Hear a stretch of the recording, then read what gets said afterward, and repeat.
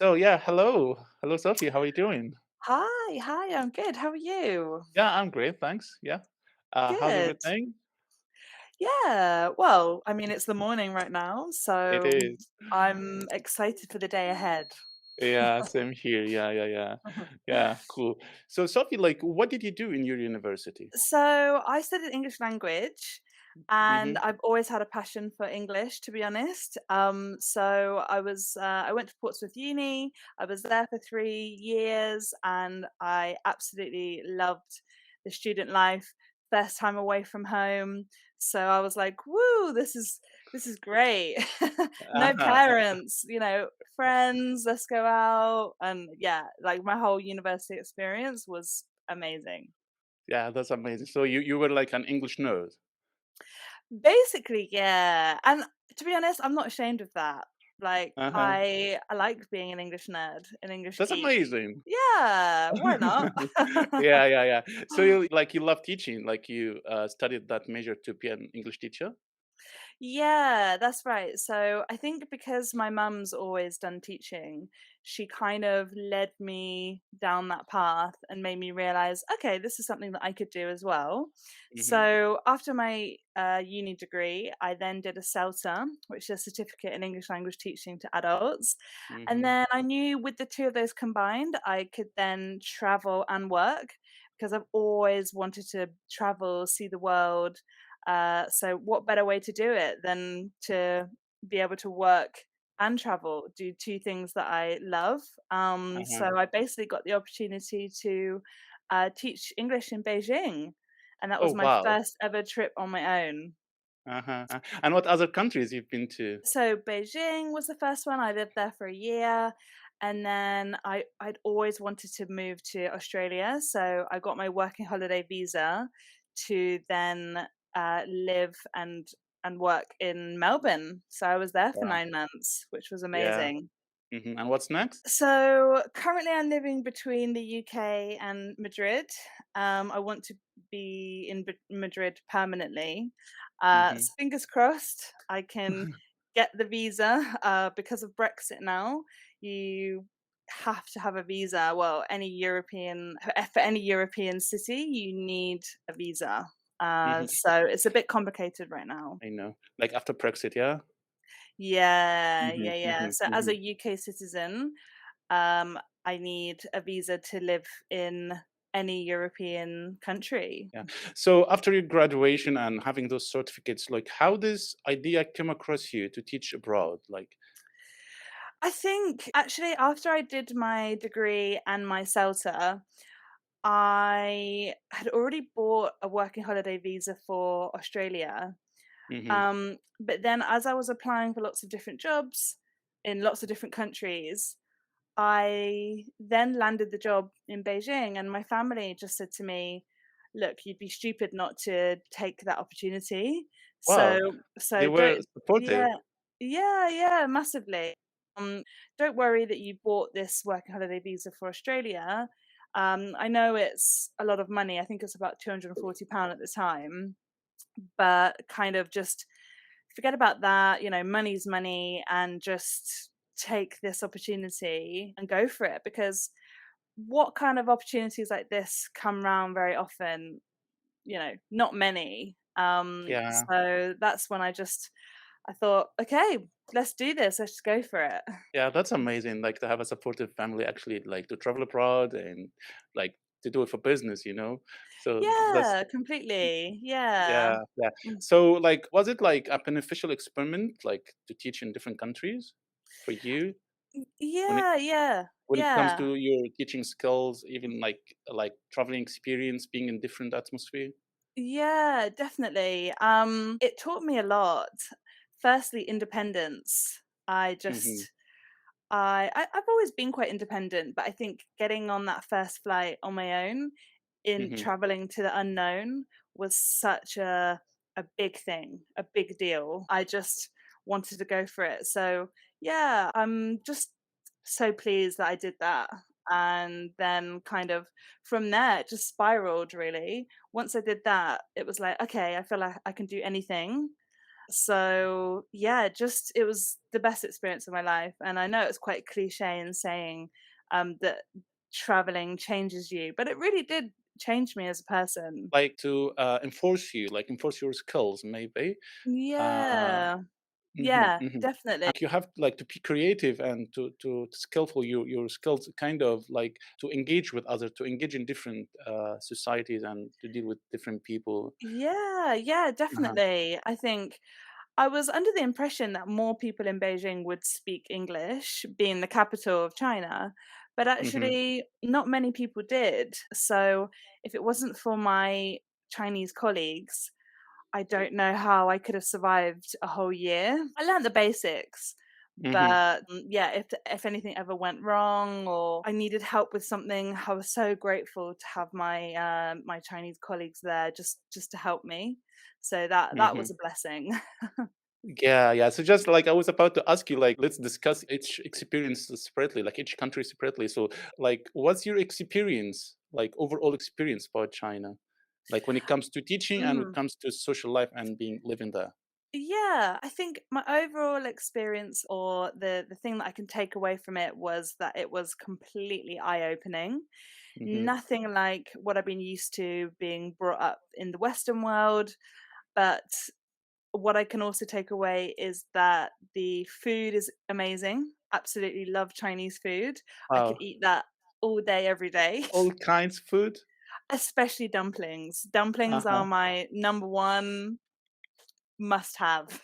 Yeah. If you haven't tried them, try them. No, I didn't. Yeah, Yeah.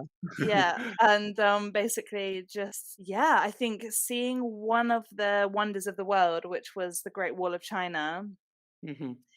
unforgettable, Yeah. just such an incredible feature to see, yeah, so if you ever get the opportunity, I would highly recommend going. Wow. Yeah, of course. Yeah. Different nature. Yeah. The different nature from the UK, Oh, different people, completely. different habits and customs. Yeah. Completely. I feel like they're Yeah. Yeah. worlds apart, and when I was out there, I was on a different planet.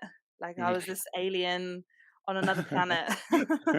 So have you experienced like culture shock? Yeah, massively, Really? massively. Uh-huh. Yeah, I think the biggest culture shock was living in China, Uh-huh. um, compared to, Australia, where everyone speaks English, so you feel a lot more relaxed, and it's familiar.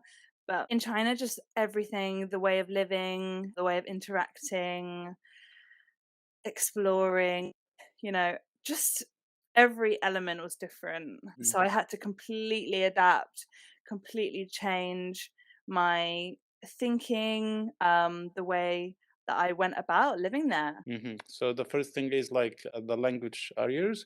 You couldn't Yeah. deal with them.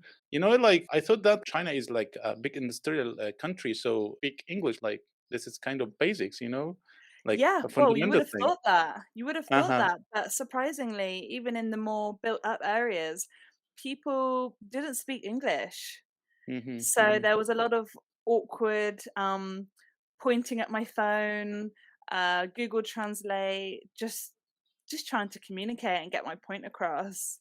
Mhm. Did you try to learn those fundamental, like those basics? Yeah, I learnt ni hao to get by in a taxi as well, left and right, yo guai, zo guai, and then to stop here was ting sure. I think if I knew those basics, then I could survive. Uh-huh. Yeah, yeah. And it worked. Uh-huh. That happened between the years of 2016 and 2017. I survived it. I can tick that off. So, yeah, but again, like I said earlier, if it wasn't for my Chinese colleagues, Mhm. I don't know if I would have survived the whole year. Mhm. So they helped you a lot, and you were Yeah. relying on them. So yeah. Yeah, And how about definitely. your teaching experience there? Yeah, so I was teaching kids and teens from as young as 3 up to the age of 16.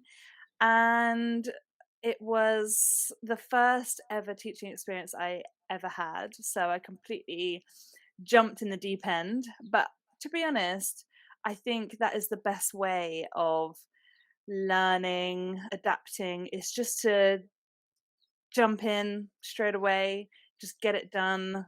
Yeah, it was just crazy. The little three-year-olds were just so cute. I could Yeah. honestly take them all home with me, absolutely adorable. Yeah, yeah. And then the older ones, a little bit more challenging, actually. I Mhm. remember having this, one student, the 16-year-old boy, and he wanted to make my life hell. Oh, how? To put it simply, he was just so rude. He'd speak in Oh, Chinese all throughout the class. I would say, "No Chinese in class," because it was strictly that. And all my students could only ever speak English. And yeah, he made me cry on a oh my few god. occasions. Yeah, it Uh-huh, was uh-huh.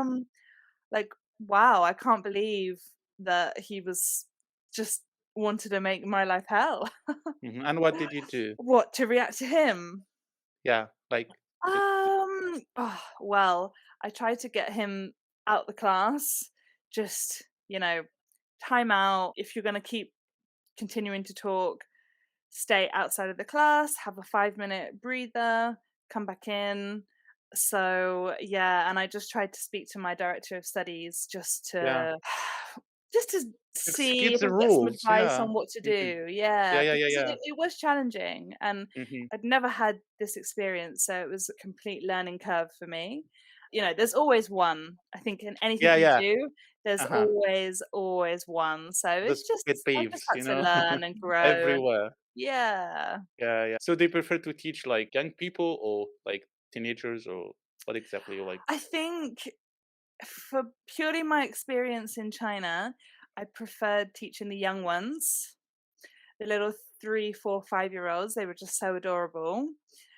But then my teaching experience in Australia, I much preferred teaching adults, Wow. and they were all university students. So it was just a complete juxtaposition to experiences. And I think now moving forward in my professional career, I much prefer teaching adults and mature learners. Mhm. For some people, they find, like, teaching, young, students kind of challenging, like, because Very, I very, yeah, you yeah. have to be so high energy all the time. And, if you haven't had a good night's sleep or you're feeling a bit tired in general, it's tough to Mhm. then, it's almost like switching on this face, you're going into like an actor mode of, okay, lights, camera, action, and Yeah. let's just go high energy, because you have to be very motivating, very encouraging for them because Yeah. it has to be this enriching experience learning English. It can't be this boring listen, write, repeat, you do it is almost like a performance, to Mhm. be honest. It's a talent to deal with Yeah, it. completely, Mhm. completely. But Mhm. now where I'm just teaching predominantly online, it's a little bit different. I'm just sat down, not as much high energy. So you have to utilize the internet and all the different materials to Mhm. make it fun still. Mhm. So it's just learning how to adapt and utilize what you have and your surroundings. Would you like to either again? Would like to go for a holiday. Yeah, 100%. not There's for so business. much more to see in China. Whilst I was there, obviously I was living in Beijing, I saw Shanghai, and I also went to Xi'an, and I visited Hong Kong. And there's just so much more that I want to see. I wanted to go to Chengdu to see the pandas. Yeah. Yeah, I wanted to go to Guangzhou, and there's a lot of other places along the coast that are supposed to be really idyllic. So maybe if I did a month traveling to different parts, I'd definitely consider doing that in the future. Mhm. So to prefer to be like a tourist, not for business. Definitely, yeah. Uh-huh. Do it as a tourist, Mhm. and probably go with my partner or with friends or something like that. Mhm. So which things annoyed you away from that, student? In Oh, general. Yeah. in China? Yeah. Okay, so something that was completely new to me was how I'd be walking the street, and actually, it was quite common for people just to spit. Uh-huh. Yeah. I think because the air pollution was so bad, Mhm. people needed to clear their throats a lot, Yeah, yeah, and yeah. actually my shoes got spat on quite a lot. Yeah, So it was that noticeable for you. yeah, so that Yeah. part of it, I didn't enjoy, obviously, and also there would be a lot of little old, like, Chinese grandmas, and they'd be walking out with their grandchildren, and if their grandchildren needed to go to the bathroom, they would let them do their business just in the street. Yeah. Yeah. Yeah, I know, I Which understand, was yeah. yeah, it was so shocking to me. Yeah. I couldn't believe my eyes, but I don't think that was in all parts of Beijing. I think maybe that was just in a select few more That's kind true. of very local, small community areas. Mhm, mhm, Just it's completely different. I was mhm. shocked.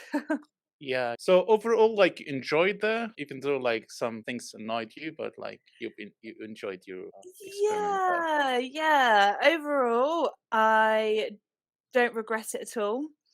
I wouldn't change the whole experience for the world. I met some amazing people, those of which I'm still friends with now. Yeah, I would just recommend to anyone, if an opportunity like that comes up, it's okay. The best things happen when you take that leap of faith, when you Yeah. jump into the unknown. Yeah. Just go for it. If you've got Mhm. reservations, things holding you back, that's completely normal. The best things happen to those who jump out of their comfort zone. Yeah. Yeah. Just go for it. That is my number Advice. one top tip. Yeah. Yeah. Yeah. Things you would have do it differently. So things I would have done differently or things I Yeah. would Yeah. Yeah. do Yeah. differently in the future? No, would have done differently. That is a very good question. I think I had some reservations about being able to travel to other countries because of money and time from China, Uh-huh. used it as a bit more of a base Mhm. to actually travel to other countries because I really, really wanted to go to Japan. Mhm. Just for if it was a long weekend, Mhm. I wish I had done that, to be Yeah. honest. Yeah. Instead of feeling a little bit restricted to staying in Beijing, I Mhm. definitely could have now and traveled a little bit more, I think. So I would have Mhm. done that differently. Mhm. That's amazing. Yeah, no, it was all round incredible. It Do you is. think now, after hearing my experience, you'd want to go Yeah. there? Yeah, as you said, like, I'll take your, advice, like, to go there just as a tourist, because I knew that it has, like, a fascinating nature and also the Great, Wall in China. Yeah, Yeah, and also, like, as you said, like, a different planet, different food, different habits, it's a totally different experience, I think. yeah, A lot of yeah, people would like to try it. Yeah. yeah, 100%. So I Mhm. It think is. just go for it. I will.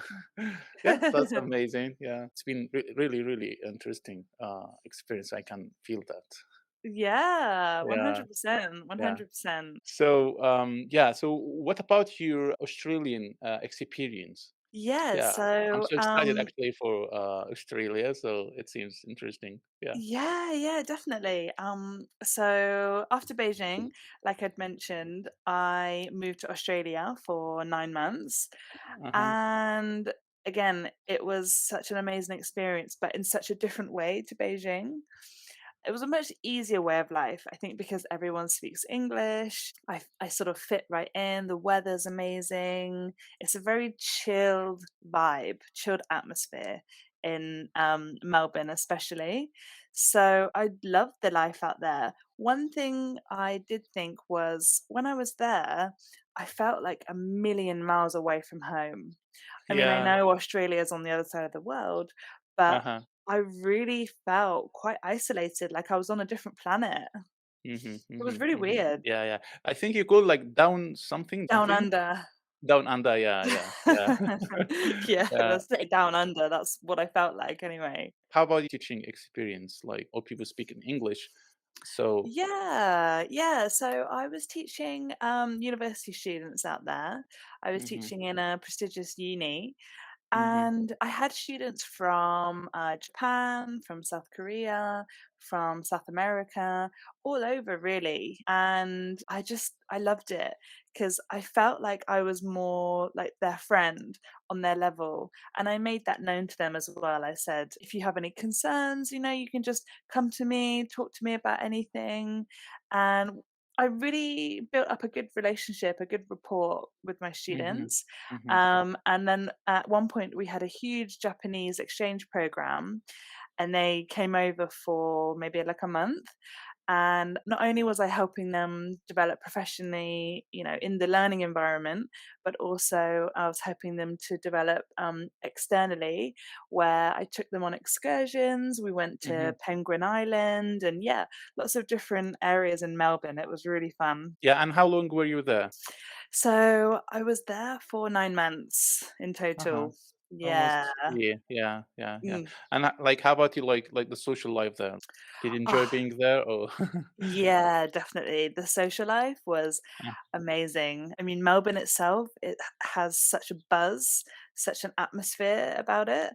And I lived right in the city, so I could go to any bar, any restaurant, with ease. Yeah, I met some amazing people whilst I was out there. Again, some friends for life for sure. mhm. So, like, Melbourne is like a cosmopolitan city, so how did you deal with that? Or you get used to that in London, maybe? Yeah, because I lived in London for 6 months and I've traveled to and from, with my hometown being only an hour from London.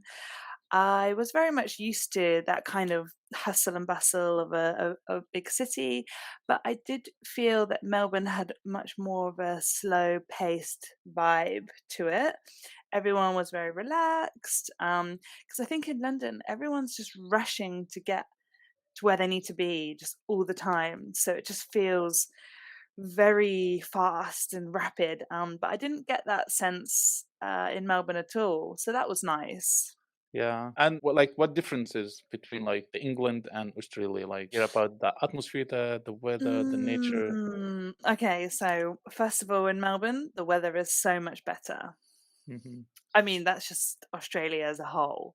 Unfortunately, England and the UK is notoriously known for its bad, rainy, cold weather.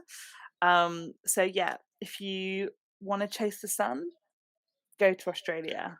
Yeah. Um, and then obviously the beaches in Australia are just incredible. There isn't really a beach in Melbourne. I mean, you can go to St Kilda, and there's kind of just like a small beachy kind of area. But if you travel up the Gold Coast, you will see some of the most beautiful, spectacular beaches that you've ever seen. And what did you like the most there? That's a good question.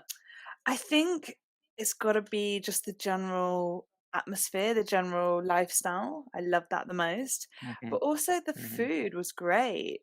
On every Hmm. corner, there was, like an Asian fusion type of restaurant, and after Beijing, I was still very much addicted to Asian food and dumplings, so wow, yeah, the possibilities, the choices were just endless. Yeah. And things like left you with questions like those questionable things, or What maybe like left culture shock, or it's similar Yeah, to the Western yeah. culture. Um, Actually, when I first got to Melbourne, I thought, "Have I left Beijing?" Because the Asian population out there is huge, yeah, Uh-huh. Hmm. and I guess that makes sense with so many Asian fusion restaurants on every corner. There was that, and actually meeting Aussie people, maybe I felt like, there weren't as many around as I would have thought. Also, the prices of things were quite high. I thought maybe things would be a little bit cheaper, but generally the cost of living is actually quite a bit higher than Uh-huh. what I would have Hmm. thought. Hmm. But overall, you enjoyed your experience there. Yeah, 100%. I Yeah. would recommend going to anyone. And if I have the opportunity again in the future, I would 100% go. Probably with my partner or with friends. Yeah, I think definitely, Mhm, definitely mhm, go. mhm. And actually, they said like it has like this hard nature, like from the desert and this stuff. So, did you experience anything of that? Kind of the desert? Uh-huh. Like they say, like a lot of insects there. Yeah, yeah. Like, So in Melbourne, no. It quite kind of you've got the wet, the kind of dry seasons. It's more the seasons are more kind of similar to what I've been used to. mhm, But if you were to travel west to Perth or up north to the Northern Territory, that is very much deserted. There's just miles and miles of deserted land. yeah. So I never actually had the opportunity to go there. But again, if I have the opportunity in the future, I would 100% like to just do the whole thing. If I have the time Mhm. and the money, of course. So after that, like you went to Spain. So basically, I came back from Melbourne June 2018, and then I working in Oxford for a little bit, teaching English again. But English teaching, especially EAL, English as an additional language, is very seasonal. So in my hometown, there isn't much English work. So I ended up going into the travel sector for a bit, and that was quite enjoyable. Then I moved to London, and then the pandemic hit. So it just turned everybody's world upside down. Yeah, yeah. And I moved home, then I got fed up with living at home. Then I moved to Manchester for Wow. 7 months. So honestly, people can't keep up. I actually can't keep up with my own life because I'm just here, there, and everywhere. um, Yeah. and then basically, in July last year, I moved to Madrid to live with my partner. He's been living out there for 2 years, and yeah, every time I visited him, I just love the lifestyle. Everybody eating outside, the alfresco dining, the weather's good. Just, yeah, I just knew that that is where I wanted to be. So Mhm. now at the moment, I'm trying to push to be there long term. And you teach in Spain? Yeah, so still I've been teaching a lot online. Eventually, I hope to be teaching in offices and helping Spanish employees get their English level up to A be a bit bit more higher. Yeah. proficient. Yeah. Yeah. Yeah. That's amazing. And things you didn't like in Spain? Things that I don't like. Yeah.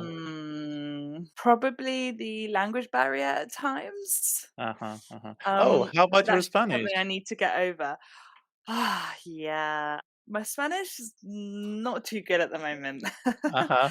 I'm Yeah. still very much a beginner, Uh-huh. but I hope over time and when I'm living there permanently, my level hopefully will shoot up. Of course, yeah. Do you think like there are some similarities between Spanish and English? Between the people, No, no, no, the language. there's Or some similarities, but I would say more differences in terms of English is not a phonetic language, so we mhm. don't read how we pronounce. Uh-huh, But in yeah. Spanish, you do. So in that sense, it is a little bit easier.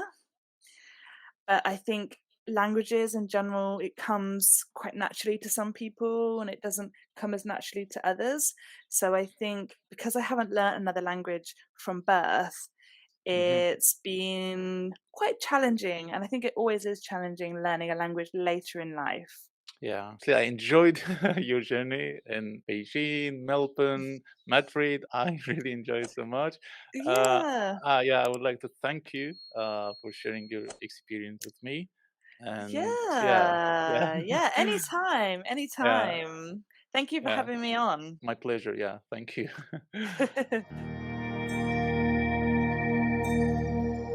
See, it's hard not to say Uh-huh. Yeah. isn't it? It's really, Yeah. really, really difficult. Uh-huh. Um, but yeah, if you can stick to Ah, Oh, yeah, true. I forget that you yeah. can just edit it out. Okay. Yes, yes, yes, yes. Genius magic. Yeah. Yeah, yeah. Uh, ah. Fab. Nice. Yes, yes. Good So job.